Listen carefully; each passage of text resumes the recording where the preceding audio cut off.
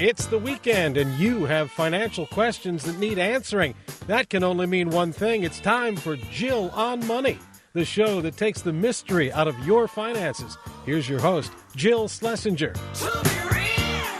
Welcome to Jill on Money. It is the summer. It's hot. It's humid. I think it's officially, is it hurricane season yet? I think it is. Might want to go living on the East Coast. Maybe you go check out that policy. Always love those questions about insurance. You never get a property insurance question until after a terrible thing has happened. You might as well look at it before something bad happens. Come on. Well, we are delighted that you're joining us today. We are very excited for the summer. We have a slew of awesome interviews that are going to come up throughout the summer, and Mark is busy booking away, and we're busy putting a bunch of things in the can, getting ready for you. So there you go. It'll be a fun summer. If you'd like to get on the air with us, it's very easy. Couple of ways to do it. 855-411-JILL. That's our phone number. You can email us. AskJill@JillOnMoney.com. Don't forget to check out our podcast. If you can't get enough of us, Better Off. You can get it on Apple or Stitcher or Google Play or SoundCloud. I don't know if SoundCloud for too much longer, by the way, because I heard SoundCloud laid off like 40% of its staff. But we'll have to check that out. Follow us on Twitter at Jill on Money and check out our YouTube channel. Search Jill Schlesinger. Let's start with a call. First up, we've got Albert on the line from Connecticut. Hi, Albert. Welcome to Jill on Money. What can I do for you? Good morning, Jill. Hi. Well, it's a little bit of both money and flood insurance. Okay. FEMA remapped our whole area and put us on in a flood zone. And I'm the only one on the street by about a foot of my house. And it's on a little pond, a little lake, but they made the assessment from 20-year-old maps, 15-year-old maps. And within the last 10 years, a new controlled dam was put on my lake from the town by the Army Corps of Engineers. And the bottom line is I can go through FEMA's what they call LOMA map amendment application, but I would fail.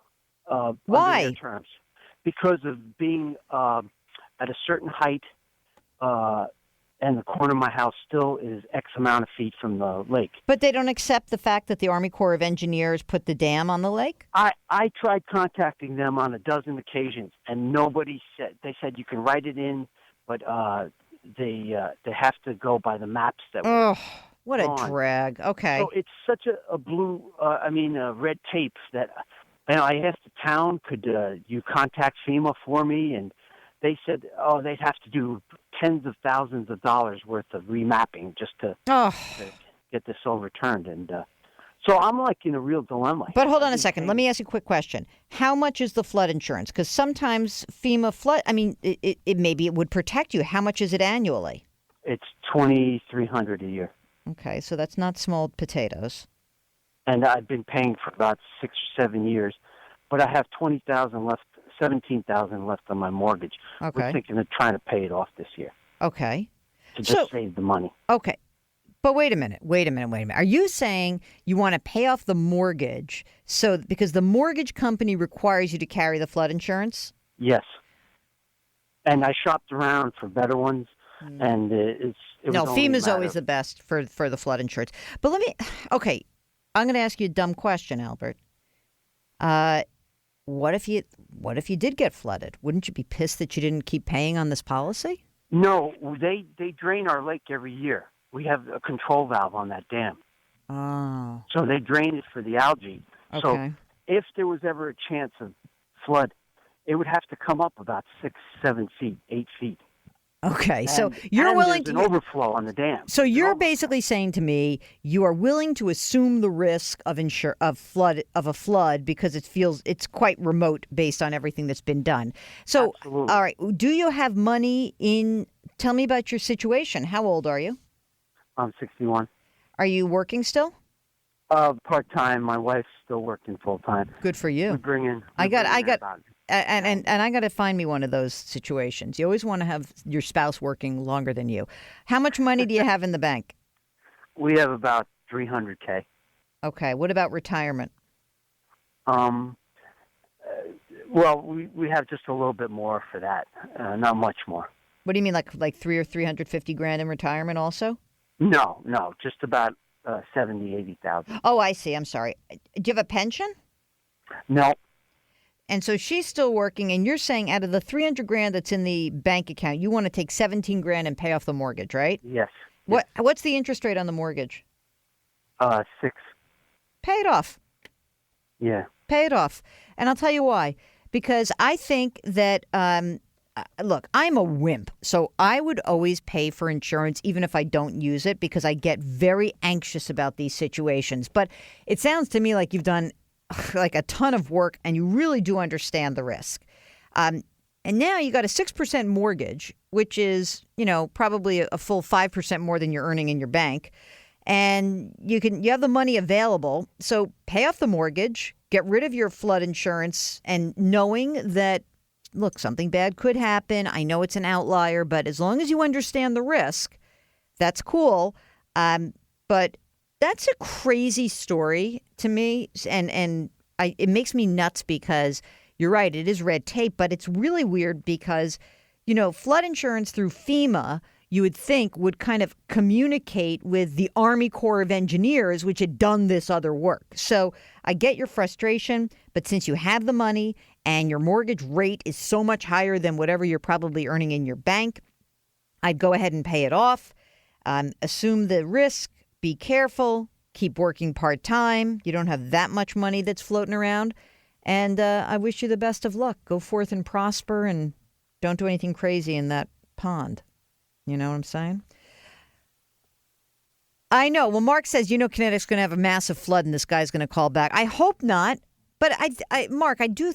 It does sound like he really does understand the risk. It's one thing, this is what happened in Superstorm Sandy, where there were a lot of people in New York who lived in areas it would have been quite unlikely that they would get flooded out unless there was a storm of the century. And they got the storm of the century. And then they got flooded out. And now for some people who did not actually carry insurance because they had paid off their mortgage and they dropped it, or they were in the flood zone and they dropped it after that, they really were sorry. But, if something really horrible has to happen and you understand that risk, then you are, what they say, retaining the risk in the insurance business. Whereas when you buy insurance, what you're doing is you're transferring the risk. The risk is always there, right? With anything, with any loss, risk is there. So when you're buying flood insurance, all you're saying is I'm transferring the risk to the government. All right. Good luck, Albert. I hope now I'm feeling terrible because if there's a storm, I'm going to be putting Connecticut on my watch list for the hurricane season. Jill on Money, 855-411-JILL. Send us an email. Ask Jill at jillonmoney.com, and we will be right back.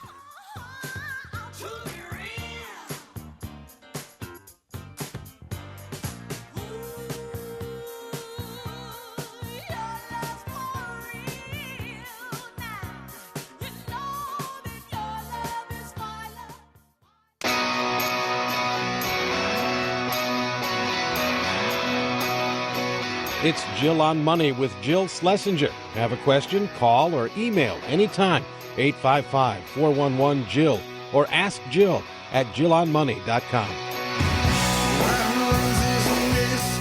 You're back with Jill on Money. If you've got a financial question, give us a holler.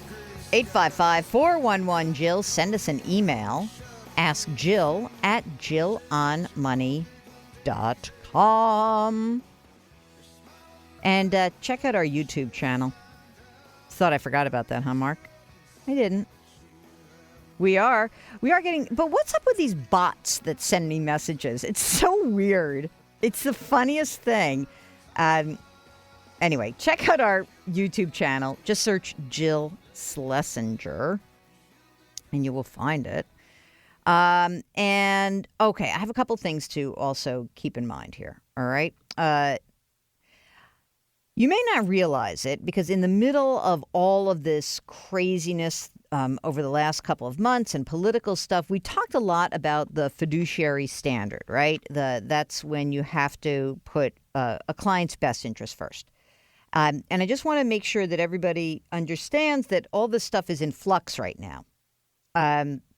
The Department of Labor had a fiduciary rule. It was required anyone who handles retirement assets or provided financial advice to retirement savers to work in their client's best interest and also to provide disclosure of conflicts when those conflicts exist. Now, so this was under the Obama administration. It was set to begin implementation on April 10th. Then when the Trump administration came in, they said, 60-day hold. We got to figure out how this is all going to impact the industry. After the delay, the new administration allowed phase 1 of the rule to go into effect on June 9th. But this is really, I call it fiduciary light, because the rule is not going to be enforced until the Department of Labor determines whether the second part of the rule, and that's where all the good stuff happens, the consumer legal protections, all that stuff, that was supposed to be implemented on January 1st. So now we have phase 1 in effect. Department of Labor said we're not going to penalize anyone who doesn't follow the new standard, and we're kind of checking out whether we want to keep January 1st as our new, phase 2 date. They've reopened the comment period for 30 days. And so there we have it. Okay. Meanwhile, in the House, they passed something called the Financial Choice Act, which would essentially repeal part of it, would repeal the fiduciary rule. All right. Now, I don't know if that's going to happen, and that goes to the Senate now, and I don't think it's really going to happen. But now, why am I talking about this? Because in the middle of all this, what do we have? We've got a new draft revision of the Certified Financial Planner Board of Standards Professional Conduct. And that is completely separate, right? So everyone knows this. I say this all the time. I am a CFP. I'm actually the senior CFP board ambassador. So I do a lot of work with the board. I love the mark. I'm a big cheerleader. So what is all right. So currently, if you are a certified financial planner, if you've earned that designation, the fiduciary duty applies when you provide financial planning only. Okay? Planning. Like I'm going to do a plan.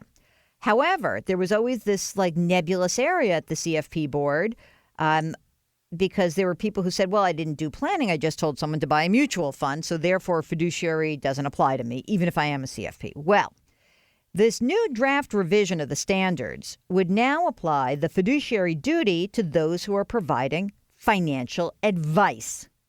Get the difference? One is planning and one is advice. So what does that mean?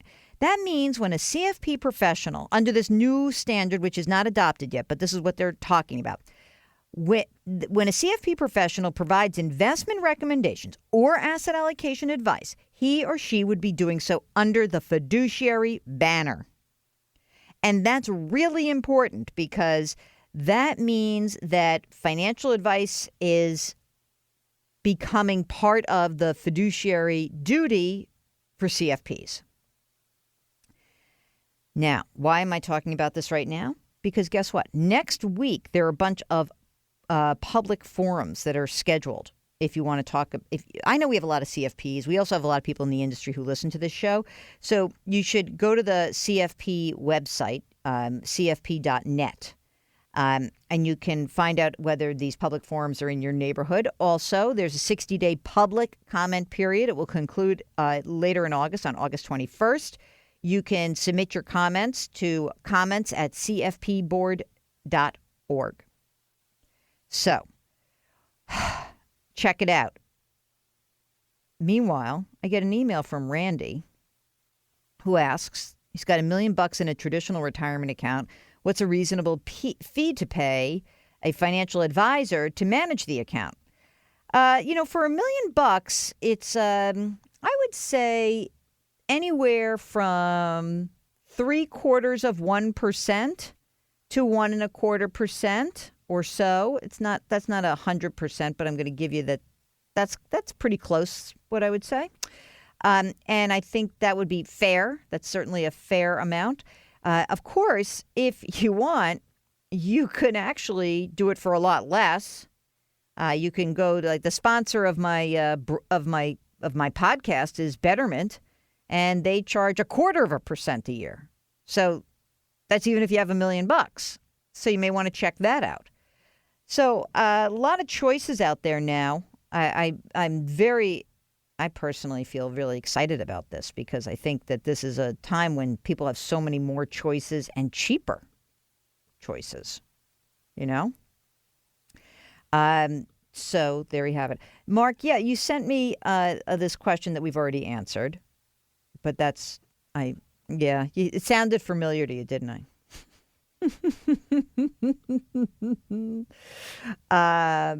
Okay, I just had to. How much time do I have? I got to read this one. Okay, perfect. Here's one guy named Bob who says, I love your show. I listen whenever I can. I was listening when William from San Diego called. He and his wife make $15,000 a month with guaranteed health care for life. And they were government employees. I won't even talk about the $1.2 million in investments they have.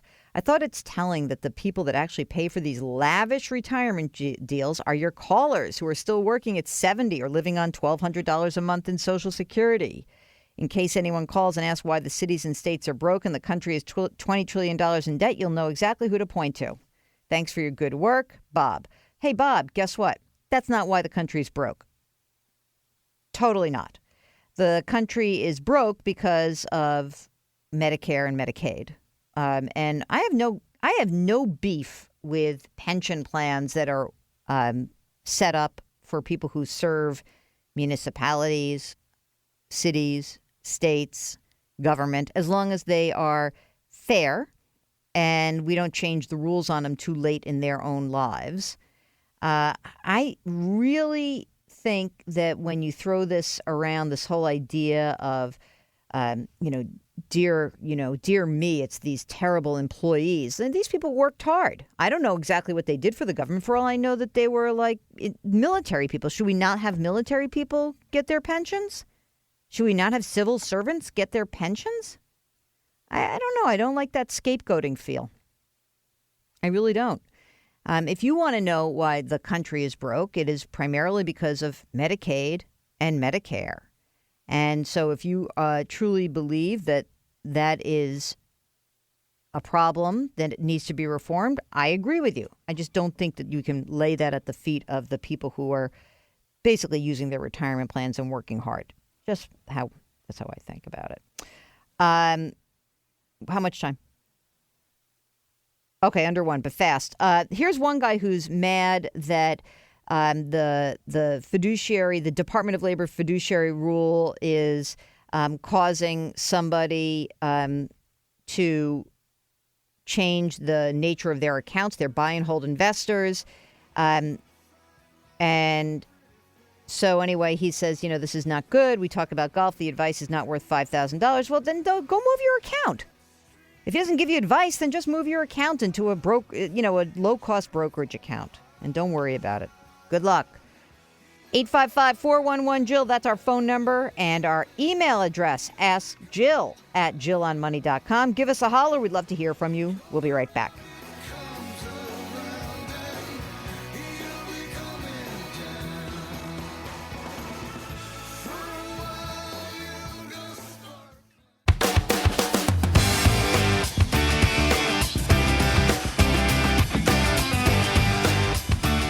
From rookie investors to savvy veterans, Jill Schlesinger is here to help you. Call now, 855-411-JILL, or email askjill@jillonmoney.com. You're back with Jill on Money. If you've got a financial question, 855-411-JILL. Send us an email, askjill@jillonmoney.com.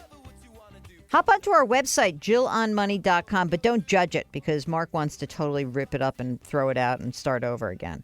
But that said, there's some fun stuff in the blog area. Did you put that TV segment up from last week while you were in London watching Wimbledon? Anyway, there's a bunch of stuff in the blog that you should check out. KISS for summer, keep it simple, stupid. Halftime for the economy, my scorecard on what's going on. A cool thing about credit scores. Remember John Alzheimer? I used that. I don't know. Good stuff. All good stuff. Anyway, check it out. JillOnMoney.com. All right. Now, let me get back to some questions here. Here we go. This is from John. I recently transferred EE paper bonds into electronic. Let me just say something about that because that is something that everybody should do. You go to treasurydirect.gov and you can check that out. It's really important because it's really hard to keep track of paper bonds. So treasurydirect.gov, do that. Okay. So now, says John, I want to cash them out and move them into something. So remember with EE bonds, the deal here is that when you cash these things out, there could be tax that's due because these are bonds that are building up in value because interest has been paid by making the value of the bond increase every year. So, for example, you might say, I spent $1,000 on the bonds. When you cash them out, if they're worth $2,000, the difference between the $1,000 and the $2,000, that $1,000 differential, that's going to be ordinary. It's interest, so it's ordinary income to you. So before you cash it out, just anyone cashing out a bond, you should know that there could be a tax hit. Okay. So now, from John's perspective, his son's 13. He wants to open an account for his son. He says an IRA, a Roth IRA. Well, I don't think you can open a Roth or an IRA for your son unless he has earned income. That's the problem. So you won't be able to do that. You could put it into an IRA for yourself, which would just be your IRA and maybe leave it to him. But maybe what you should do is open up a 529 college savings account if you want it. If the EE bonds were for him and you wanted them for his education, that's what I would do. I'd put it in a 529 account. But unless you have earned income, you cannot put money into you can't do it. You just can't make that happen. So, okay. Let's see. Here we go. I'm writing to you for guidance. Do you have a female financial advisor you could recommend? I want to know what to do with my annuities once I turn 70 and a half. Recently, I saw a gentleman who sells products through Valak. That's an insurance company. His interest is moving my money to the product he sells. Good. I'm glad those bells went off. I also have an IRA sitting in a credit union, no interest. I'm married for 47 years, but listen to this, Mark. You'll like this. I'm married 47 years, but my husband refuses to help me or even go with me for even like an extra ear to listen. He's always said if he advises me and I lose money, he'd feel responsible, which is not true, but I can't argue with him. So where is this person living? In Florida. So who do we talk to in Florida who is a CFP? Oh, I know who. All right, I'm going to get back to this person. This is actually a great case for somebody who needs financial advice because what is interesting about this, I think that when you look at the scope of everything that's happening, someone's trying to pitch you something, you get nervous. You do want somebody who is a fiduciary. You really do. So I would absolutely make sure that you see somebody who is a fiduciary and you see somebody who can help you out and somebody who can really guide you. I think this is a good thing. So I'm going to follow up separately. I know who that person is. The name is escaping me, of course, but I do know who it is. You don't remember who it is? I got it. I'm in. I got it. I'm going to figure it out. Okay, if you have questions about, anything going on in your financial life and you need a second set of eyes, please do give us a holler. Stephen writes that he's considering an immediate payout annuity to supplement his other income streams. He's got a lump sum of $550,000 from a recent inheritance. The traditional approach would be for me and my wife to be co-annuitants. But if I add our son, and presuming our son would feed the annuity payment back to his mother for her use, we get a better payout. Yeah, this always happens, right? Because this is based on your life, what your potential life expectancy is. So if you add the son, then that works, presuming, he's only 30, but I do hope that, God willing, he would make sure his mother's taken care of. You get a higher payout.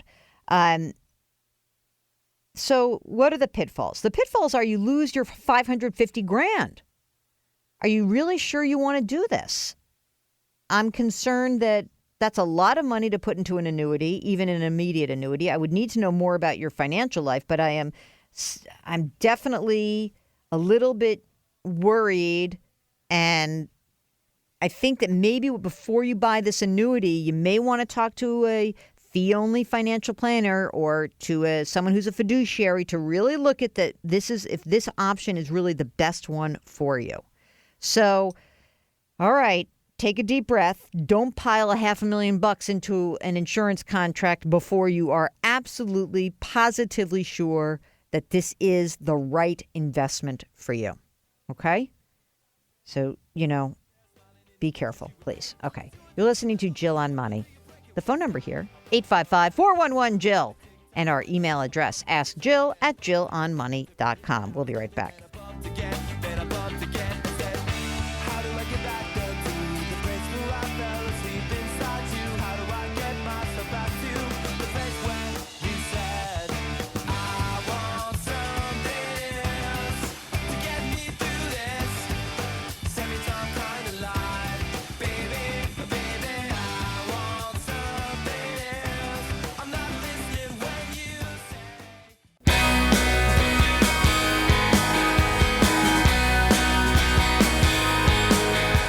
.401k, IRAs, refinancing. She covers it all. Back to Jill on Money with Jill Schlesinger.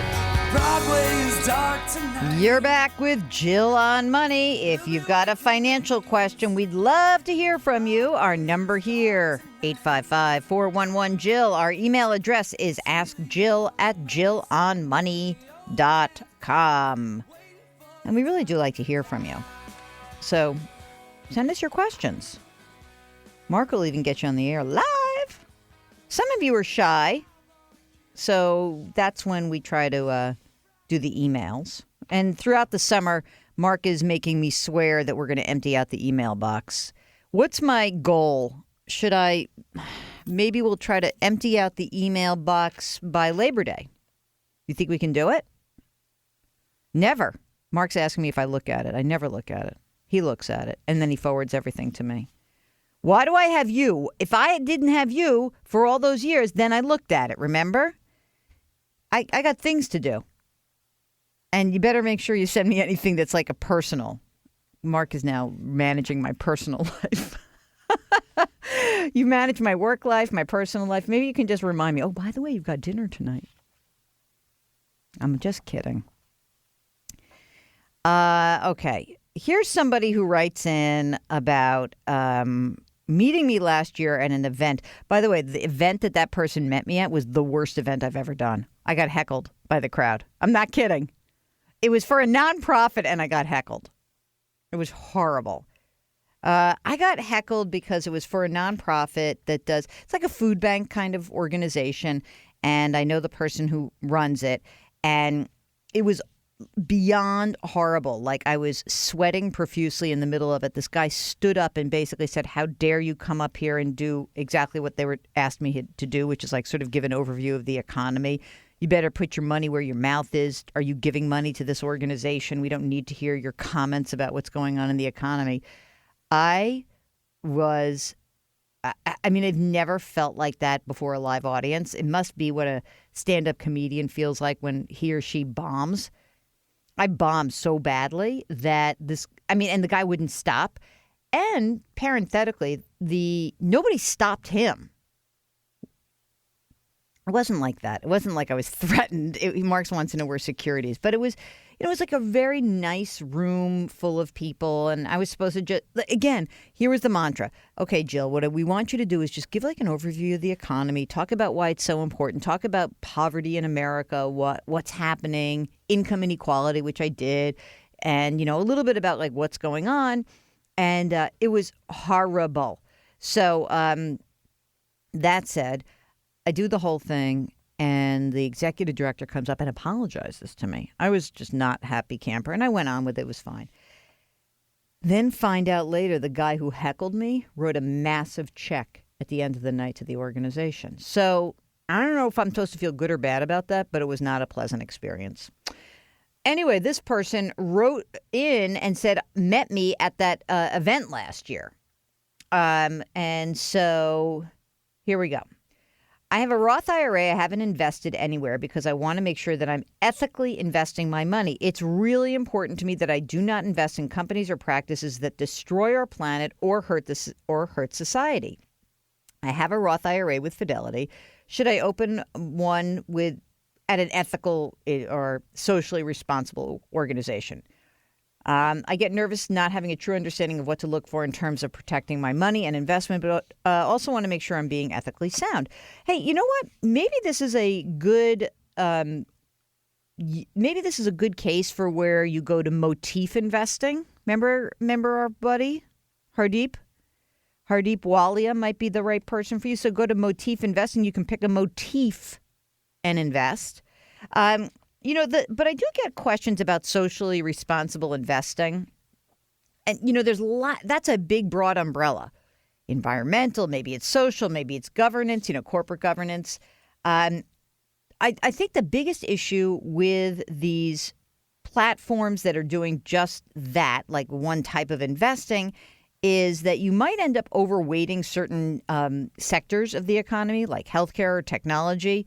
And, that's okay until something changes. I guess the other piece is that a lot of socially responsible mutual funds and platforms underperform their peers. Maybe you don't care about that. I've also know that a lot of the data that's used to assess a company's social responsibility is somewhat limited and, frankly, can be flawed. So there's no standard definition that's applied from the securities industry. And there's actually, I don't think there's like a real audit system to find out what they're reporting is valid. So I guess what I'm going to say to you about this is you should check it out. It's fine. Maybe it is. All right. So like the workaround is you don't invest socially, which makes you feel bad about yourself, but that you invest and make a lot of money and give money away to organizations that make you feel good about your value system. Anyway, socially responsible can be great, just be careful. Maybe it's not all of your money. I don't know. Maybe that's sort of halfway doing, maybe it doesn't count for you. I don't know. I think it's a really hard area because, again, no standards have been set forth, really. But anyway, check out Motif Investing, see if that works for you. Thanks for writing in. 855-411-JILL, that's our phone number. Our email address, askjill@jillonmoney.com. We'll be right back.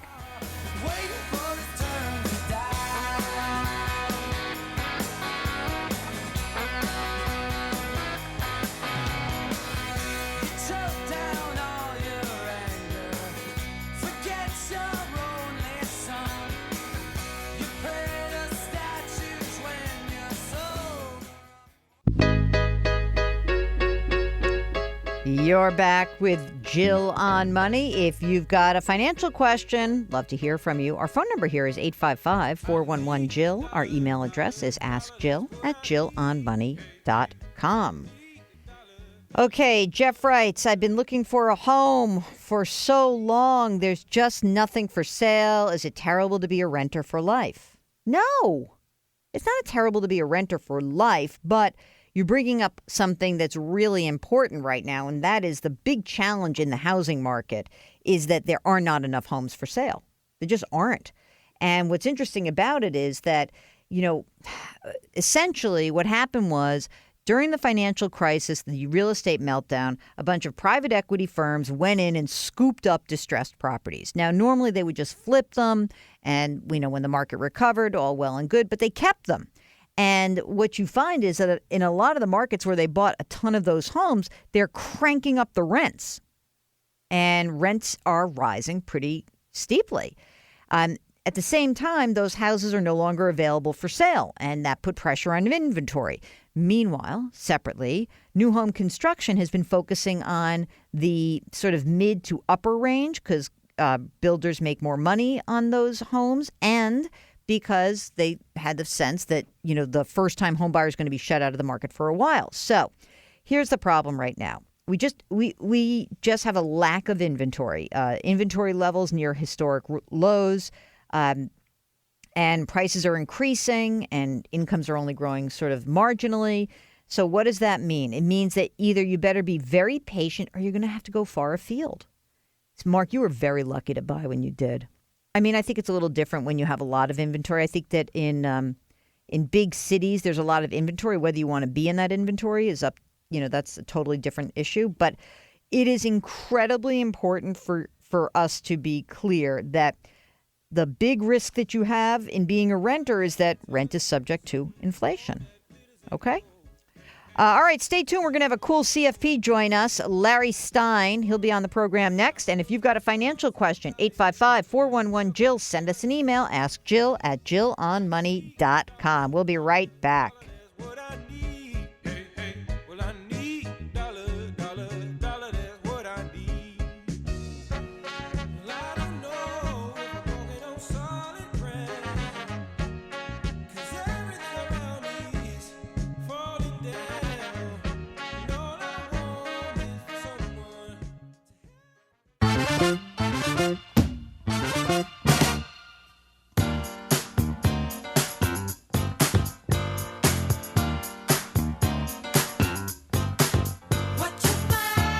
It's the weekend, which means it's time for Jill on Money, the show that makes money fun and just happens to answer all your financial questions.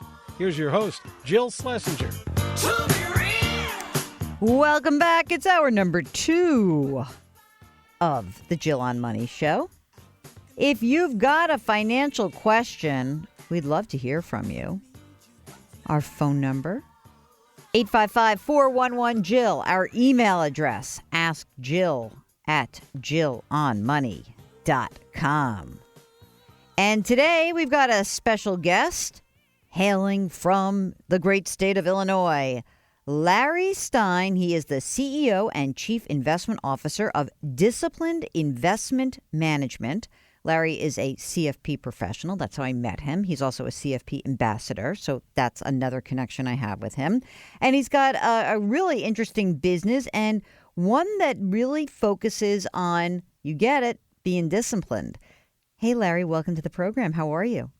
Good. How are you, Jill? It's great to talk with you again. You sound so pumped up. Mark said to me, this guy's ready to go. Are you excited? So tell me, Larry, what is it about this business that keeps you pumped up? I mean, this is a tough business to be in. Why are you so excited right now? I just love this business, Jill, because it's, I had gotten into this business long ago because I loved the markets, I loved investing, I loved the analytics and managing the risk of it. And what I've really fallen in love with is working with people and getting very involved with people. It's one of those businesses where you get to know people at such a core level, and you end up learning things about them that even their spouses don't know. Yeah, I know. That's daunting, right? You've got a lot of information, huh? Sometimes it gets a little daunting. Sometimes there are tears. Sometimes there's a lot of tension, but it can be so gratifying, and that's what I love about it. So at Disciplined Investment Management, you are the Chief Investment Officer. Can you give me your view of how you manage money and what you think you do well and what you think other people could learn from you? The way in which we manage money is actually pretty similar to a lot of people, and then it's a little different. So we invest in low-cost index funds, which a lot of people do, but how we do it is different. We use low-cost index funds. Our typical portfolio is about 0.1% in costs, so the annual fees are low. It's very critical to keep fees low and taxes low and manage risk around that. We don't offer any products.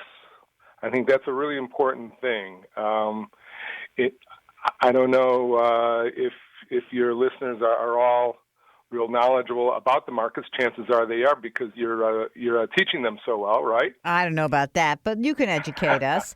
I mean, you keeping the costs down obviously is a huge deal. Everybody knows that. But is there something that you bring to the process? Do you feel like, do you stick to an allocation? Do you say, okay, this is what a growth investor does, and you have an allocation, and do you apply that to all of your growth investors? So what we do is we have a basic portfolio that at the time we feel that's the best portfolio. And we invest everyone actually at the same time, the same price, including all of my assets. So we eat our own cooking, as you would say. We invest everything in block trades. So not only am I invested with everyone at the same time and the same price, but there's no one left behind, and that's important. And that's the value of having great technology to be able to do that. What also makes us different is we don't use products. We don't sell any kind of products, be they REITs or annuities or insurance. The only thing we do is very, very narrow, is we just invest in low-cost equity and bond index funds. And it's a very disciplined process. So what we begin with is and I think you'll appreciate this, we begin with a financial plan. And that begins the whole process. We want to really understand our clients before we get going. We aren't just, picking stocks. We aren't picking indexes. We want to do this from a very informed standpoint.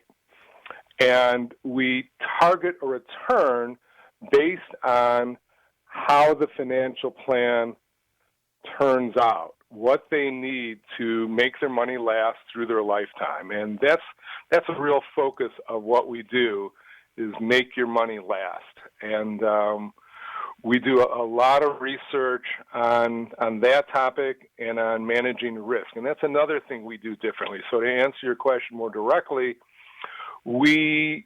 each client has their own asset allocation based on what their financial plan suggests it should be. And we look at history over the past, we have history going back to 1926, and what we look at is the returns based on a reasonable tolerance and probabilities. It all comes down to probabilities that asset allocation would drive that return. And then the thing that we do differently is we manage risk around that. We aren't looking to, trade or anything, but we're looking at asset classes across the full, global spectrum, and we're trying to make as few trades as possible. But if there are things getting out of line, we aren't going to rebalance every year or every quarter. we're going to rebalance based on volatility. So if there's a sharp drop in the market, we aren't going to sell out of that. We're going to usually buy into that to grab long-term bargains.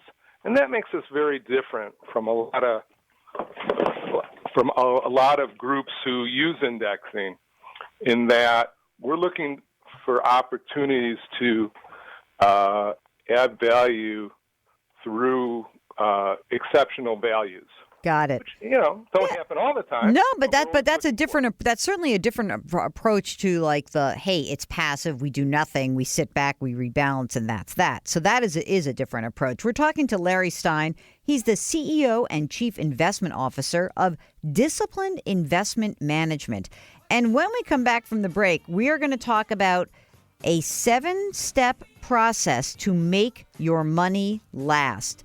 It's Jill on Money. If you've got a financial question, 855-411-JILL. Send us an email. Ask Jill at jillonmoney.com. We'll be right back.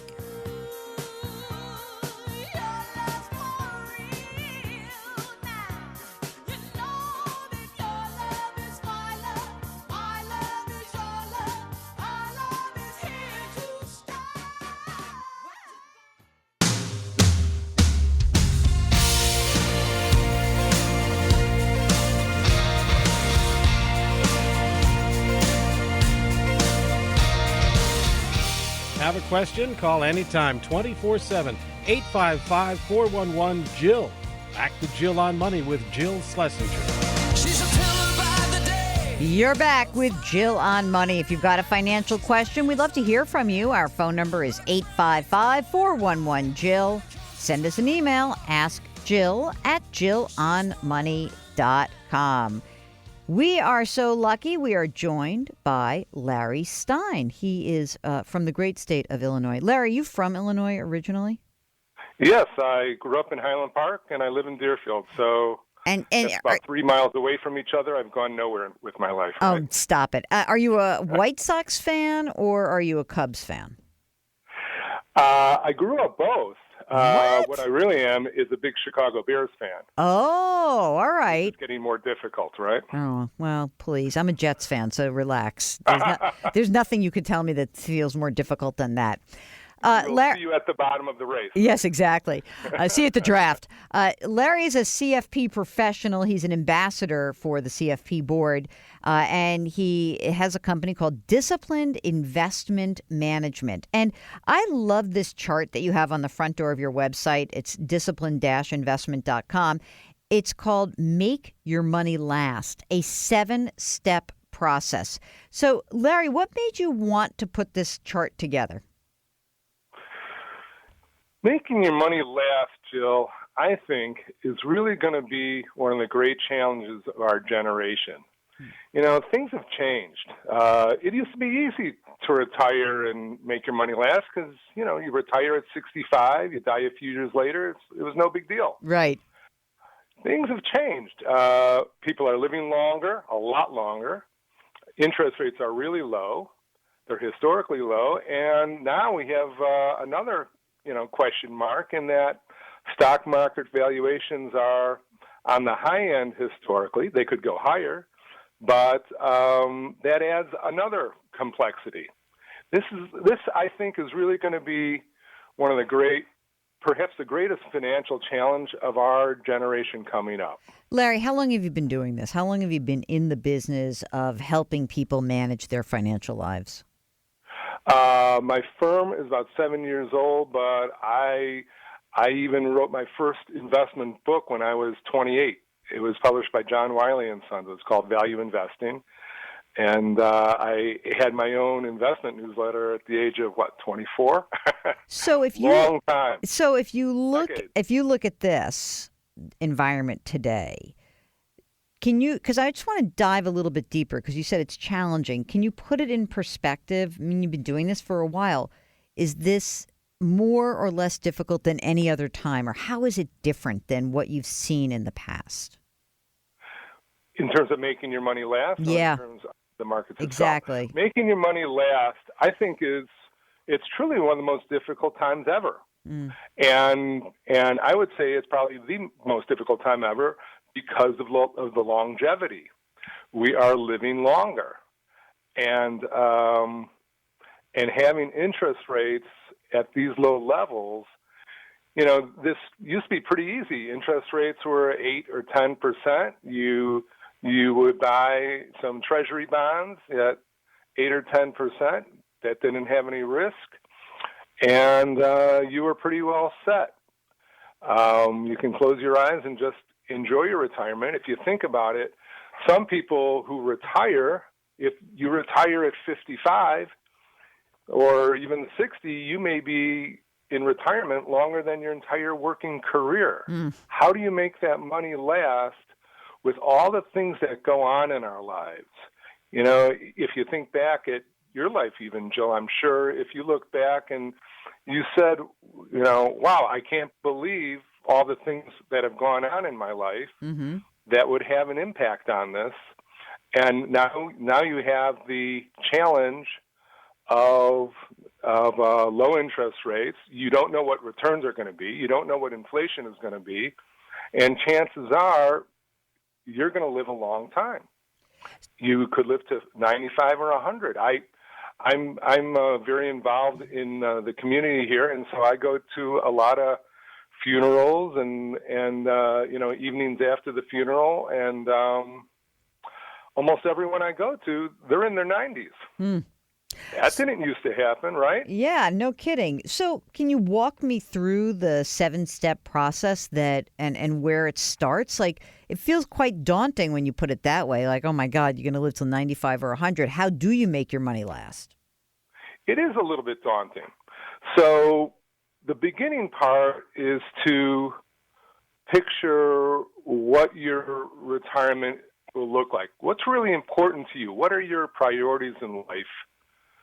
And look at what those priorities might cost in terms of a financial plan. We've had one guy wanted to retire on an island. How do you cost that out? Right. But unfortunately, unfortunately for that man, that island is Staten Island. So he can do it. It's fine. But okay, I'm sorry. That's not well. Nice. The good news is I learned today that Puerto Rico is up for sale now. Yes, exactly. You can do anything you want. You can live in Puerto Rico, but you will have no services. That's not nice. Okay. So but how do you get people to conceptualize that? Because I do think if someone's 40 years old and has a few kids, managing just life, what is it that you do to prompt them? How do you get them there? It's very difficult to get people to visualize their life going forward, particularly at 40. But even at 60, people have a difficult time. Yeah. And even people who are ready to retire tomorrow, many people don't have any idea how they're going to live their retirement life. And there are a couple different ways we do this. So if you are getting close to retirement, one way is to, take a couple weeks off from work and kind of live the retirement that you think you want. Oh, that's interesting. Kind of like you go practice. Yeah, practice it. Okay. Practice it. Now, if you're a bit younger and you have no idea what it is, I think a little soul searching can pay off. And I didn't create these questions, but so for example, if a doctor said you have 3 years to live, what would you do? You would download live out the rest of your life. I think that people would probably go and download all of the previous shows of the Jill on Money show, as well as the podcast. No, I'm just kidding. But when you think about that, in that, I feel like that gets you to a little bit of a scary place because it's like, oh, if I only had 3 years to live, I would take all the money I have, I would divide it by 3 and say spend all of it down over the next 3 years, right? So that feels like almost fantasy land. Whereas the other way of thinking about it, where, if you consider that you're going to spend 20 years doing something else or being someplace else, that to me seems a bit more relevant in terms of the retirement. Hey, we're talking to Larry Stein. He is a CFP professional. And when we come back with Larry, besides thinking how to make your money last, well, you can check out the 7-step process on his website, discipline-investment.com. What I am interested in is that Larry has a special part of his website that is dedicated to women. How about that? Women only. Only women need to apply. And it's kind of cool because I have a feeling that this must be his wife, Susan, who might lead this. But we'll get back to that. Could be a coincidence. Could be the same name. Could be a coincidence. But when we return with Larry Stein, we're going to be chatting a little bit more. We'll finish up some of the 7 steps, but also talk about why women need to have a different approach, potentially, to managing their money. Or maybe it's the same. I don't know. You're listening to Jill on Money, 855-411-JILL. Send an email. Ask Jill at jillonmoney.com. We'll be right back.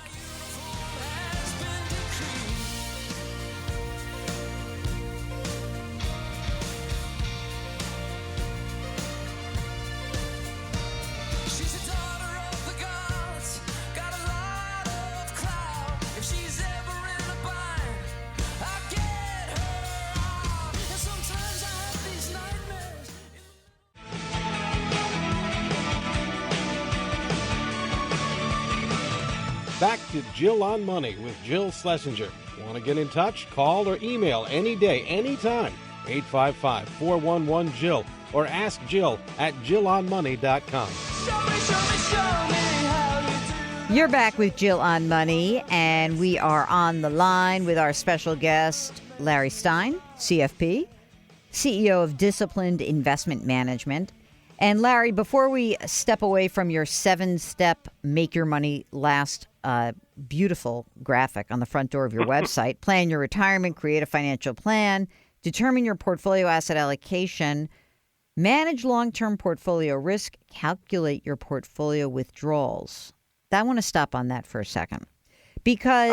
that's the really tough one, right? Yes, exactly. We often will get a phone call from listeners who will say, how much money can I safely pull from my portfolio? And I give them the old mantra that, it depends. There's different ways of looking at this. Safe withdrawal rates used to be 4%, now maybe 3.5%, maybe 3%. Maybe you do it a different way. Maybe you do it based on the value of your portfolio. What is your favorite way to calculate portfolio withdrawals for your clients? That is the tough one. And we look at it from 2 different directions, Jill. We look at it from a financial plan standpoint, and I'm just going to throw in a quick advertisement for a program called eMoney Advisor. It's very complicated, it's very expensive, but it is, I think, the best program out there to model the nuances of a person's life, because every little thing you can control in terms of the program doesn't make assumptions. You make all the assumptions. And most of the financial planning programs I've used, the most popular ones, make so many assumptions that it often creates a very unrealistic view. They're easy, they're fun to look at, they're nice graphics, but they don't do the job. How do I calculate it? The big mistake that people make is they take the portfolio withdrawals as a very casual thing. They look at how much they think they need and, all right, that's the number that I want. But as we know now that people are living longer, and that kind of thinking can get you into trouble. What I use is an algorithm that looks at about 12 different factors. I did not create this, but it's an algorithm that I use that is dynamic, and I look at it every year for a client, and I've adapted it to my practice. And basically what it's doing is it's looking at the amount of the portfolio, your age, your retirement period. It's looking at mortality tables. It's looking at returns, on and on and on. It's looking at volatility of your portfolio, the target probability of your success. The numbers, when you're early in your retirement, do somewhat come around the 4% level. Mm-hmm. But the reality is that as you get older, if you have enough funds, you may be able to take 6, 7, even 10%, maybe even more. Really? How? Wait a second. Hold on a second. Wait a second. Hold on a second. Tell me about that. I'm sort of intrigued. How could you get that much? Think about it. If you're 90 years old, why would you want to take 4% of your portfolio? Right. You don't want to have a straight line, is what you're saying. In other words, you wouldn't say 3% for your whole life. So you mean that but if someone, how can I put this? Let's say I want to be lazy and I don't want to have your amazing algorithm. If I'm 66 years old and I've saved for every $1 million I save, what do you think is in the early part of my retirement, a safe withdrawal rate and let's just say I'm a balanced investor. What do you think? So, again, you're asking me to do a back of the envelope. Yes, I am. I'm so mean. I'm trying to get you into that. I'm trying to I'm just trying to have you be fooled into giving me the answer. But you're forgetting the name of the firm. I know. Disciplined. Mm-hmm. So everything is a disciplined, and this is the most disciplined thing that we do. Yeah. So if I look at my algorithm and if I look at some basic assumptions that I would make, I would say the withdrawal rate would be about, and I'll just throw out a number, but 3.44%. Okay. So everything is dynamic in life. Well, it should be in your portfolio. There is some great research that Michael Kitces did on the 4% rule, and he shows that 2/3 of the time, the level of your portfolio would double over your lifetime with the 4% rule. In other words, you would be taking so little that you're going to be left with a lot of money, which may be your intention, maybe it's not. Right. Maybe you want to give, a bunch to your kids. Maybe you want to enjoy your life, and that 4% rule would be too conservative. Right. So it should be dynamic, and people tend to just kind of say, well, I'm 66 years old, I'm saving this much, I'm saving that much. I think I can make it, right? Yes. Well, what if you don't? I know. That's the question. That is the critical question. That's why I went right to that part of that beautiful little chart that you have. We're talking to Larry Stein. He is a certified financial planner professional. He's also an ambassador of the CFP Board, so he speaks for the board. He's got a great voice. Larry is the CEO of Disciplined Investment Management. And when we come back, we're going to talk about women and women in investing. And who is this Susan Stein person? You're listening to Jill on Money. 855-411-JILL. Send an email. Ask Jill at jillonmoney.com. We'll be right back with Larry Stein.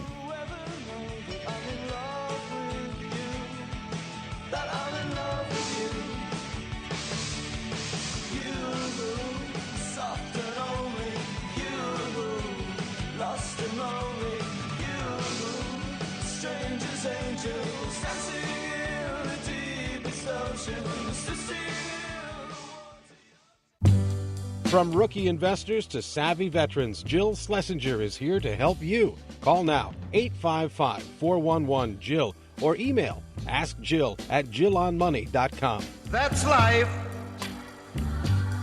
That's what all the people say. You're back with Jill on Money. Mark is swaying to the chairman of the board. But I know I'm gonna change that tune. You know, if ever I doubted that you were an Italian grandmother, when I see you sway like that, I know that you are. Have I mentioned that Mark is an Italian American who is a fine cook as well? Just saying. Okay, you're back with Jill on Money. This is the program that takes the mystery out of your financial life. 855-411-JILL is our phone number. Our email address is askjill@jillonmoney.com. And we are so delighted to have Larry Stein join us just for one more segment. We'll let you go. I promise we'll let you make some money. Larry is a CFP professional, and on your website at disciplined-investment.com, at Disciplined Investment Management, you have a whole section that's called Independent Women. And I'm going to just read for this. The women's group is led by Susan Stein, a certified divorce financial analyst, a former social worker. Susan is well versed in the unique financial and personal challenges independent women face after a transition. So who is this Susan Stein? Is it a coincidence that you share a last name, or are you related? Never met her in my life. Mm-hmm. No, that is my wife. That is my wife. And we work as a team with our female clients. And this is a real growing part of what we do. And it really fits in with our Make Your Money Last focus. And in fact, that was perhaps the driver that moved us toward that focus, because for women, particularly if they're independent, that's a real focus on what they need to make work. I'm interested in the fact that of her background. So can you tell me a little bit about that and how you brought her into this business? Everyone told me, don't work with your wife, but we have a great relationship. And I think clients really appreciate her perspective on things. She has a social work background. Medical social work, which is even more applicable because women often find themselves not only handling the medical aspects of their own family, but for their parents, and it becomes a real issue. And she has a great background, and she's very knowledgeable on those medical aspects and Social Security and those kind of things that, frankly, I've always left that to her. And let me ask you a question. Because she is a former social worker practicing, what is it about, what has she taught you about the more of the emotional part of providing financial advice? Because I presume, or maybe this is in my head, but I presume that you're sort of like, hey, I'm the numbers guy. I crunch the numbers. I know how to do this. But what have you learned from having her in your practice? The most important thing I learned, and I'll give you a hint. When we were dating and in our early years, I would call her the Mike Wallace of girlfriends. She is a great questioner. Yep. She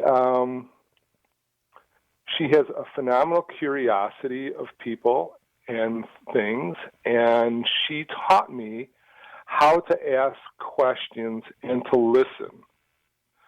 And that has been one of the most important things, not only in my business, but also in my life. Mm. And she is also, I would say, even more disciplined about money than I am. Is that right? I often joke that she grew up in the Depression. She has a real discipline about it, and she has been a phenomenal asset in the business, and of course as a wife as well. So it is possible to work with your wife and enjoy it. I think that's kind of fabulous. Larry, I want to let you go, but one last question here. If you were giving advice to a young person getting started in the business of financial planning, what is that 2 sentences of advice? Well, I would really get educated. Don't just be a salesperson. Really think about how you can help people and have a positive impact on other people's lives, not only through financial, but also helping them in their other aspects that are really important to them. Focus on what's really important to the client and give to them and help them. That is great advice. Larry Stein, CFP. He is the CEO of Disciplined Investment Management. We'll link to his website so you can look at his pretty chart for yourself. Make Your Money Last, a 7-step process. And you can see what his wife is doing for women over there.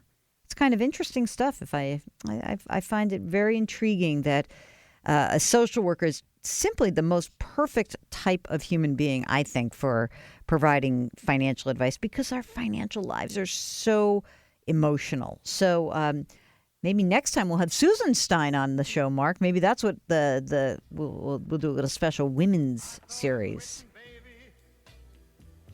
It's Jill on Money. If you've got a financial question, 855-411-JILL. Send us an email. Ask Jill at jillonmoney.com. Thanks to Larry, and we'll be right back. Right on a big bird, and then I'd fly. I've been a puppet, a pauper, a pirate, a poet, a pawn and a king. I've been up and down and over and out.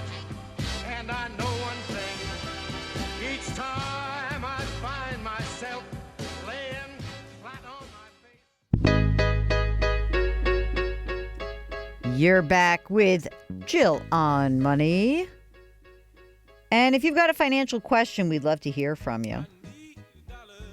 The phone number is 855-411-JILL.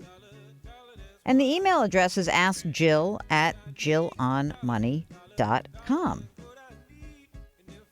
You know, it's funny. After the whole hullabaloo with healthcare, I thought it might be actually interesting to clarify a couple of things that many people do not understand about the Medicaid and Medicare systems. First of all, you know, they both are about to celebrate their 51st birthday. Lyndon Johnson signed the into law the bill that led to Medicare and Medicaid. July 30th, 1965, ladies and gentlemen. So 51 years old.